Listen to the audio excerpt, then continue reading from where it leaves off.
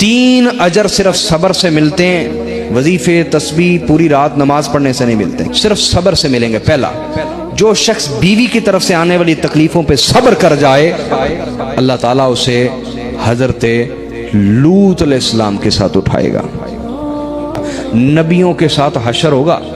دوسرا اجر کس کو ملے گا؟ وہ عورت کو ملے گا جو بیوی اپنے شوہر کی زیادتیوں پہ صبر کر جائے، اللہ پر چھوڑ دے، شوہر کی زیادتیاں برداشت کر جائے، اللہ تعالیٰ اسے حضرت آسیہ کے ساتھ اٹھائے گا۔ اور حضرت آسیہ وہ ہیں جن کے ساتھ جنت میں اللہ خود ہمارے نبی کا نکاح پڑھائے گا۔ تیسرا اجر میرے بیٹے، یہ آپ سب کو بھی سمجھا رہا ہوں، جو ماں باپ اپنی اولاد کی طرف سے آنے والی تکلیفوں پہ صبر کر جائے اللہ اسے حضرت یعقوب کے ساتھ اٹھائے گا، کیونکہ انہوں نے اپنی اولاد سے تکلیفیں اٹھائی نا۔